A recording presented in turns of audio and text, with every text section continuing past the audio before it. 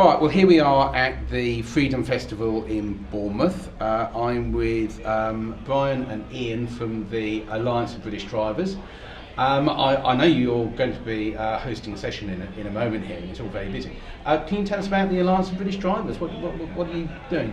Certainly. The Alliance of British Drivers, which has been around for about 20 years now, is a lobby stroke campaign group for drivers, the everyday motorist, whilst the professional drivers such as the hauliers have their own association. There is nobody who represents ordinary drivers, so we are a broad-based grassroots group for the everyday motorist. Okay, and what sort of things are you campaigning on at the moment? We cover virtually everything that you as a driver will encounter on the roads. The very high price of fuel, devoting road space to public transport, the price of parking, and particularly speed limits, which is one of the reasons we got into headlines in the very first place. Mm-hmm. So it's quite a broad brush of issues, all of which affect motorists and particularly motorist pockets. Oh, okay, all right. So the thing with speed limits, because I know there's been sort of a bit of talk at the moment, you know, speed limits were introduced 50 or 60 years ago, and of course cars have moved on, their stopping distance are a lot shorter, and that. Is that the sort of thing that you're taking up, or are you taking a different angle on this? Our angle is that if there's one issue that you can get people to talk about in matters motoring, it is the speed limit or speeding. Mm.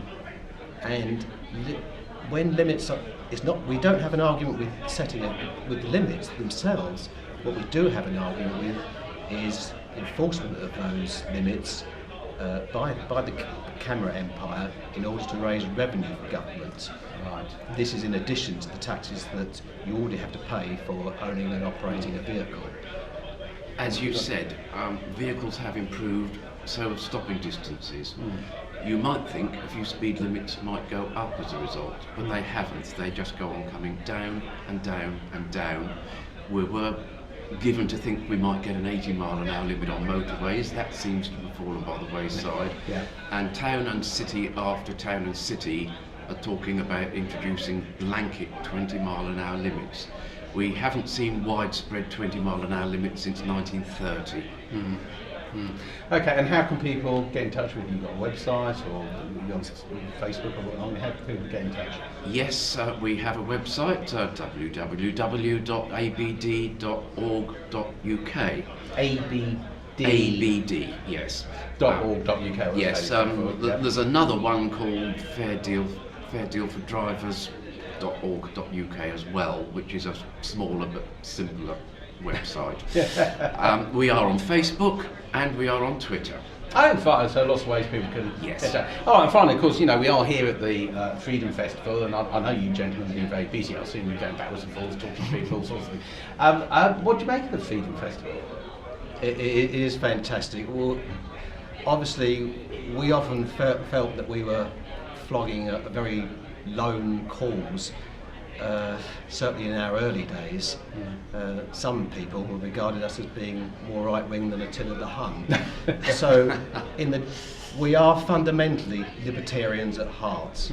We believe that driving has given people more freedom to travel and has been a huge benefit to personal mobility, and any restriction on that mobility by government is something that we fight against. So we do feel very much at home with the kind of thinking that the members of the Freedom Association espouse. Like the Freedom Association, we are strictly non-partisan. We will talk to any political party that wants to talk to us. Maybe not the Greens, they probably don't want to talk to anyone else. Okay, all right, well thanks very much, gentlemen, because I know you're busy. You're just about to dash off to another meeting, aren't you? We've got to get our room ready. Okay, all right, well thanks for taking time, and off you go, don't let me hold you up. Okay, thank you very much.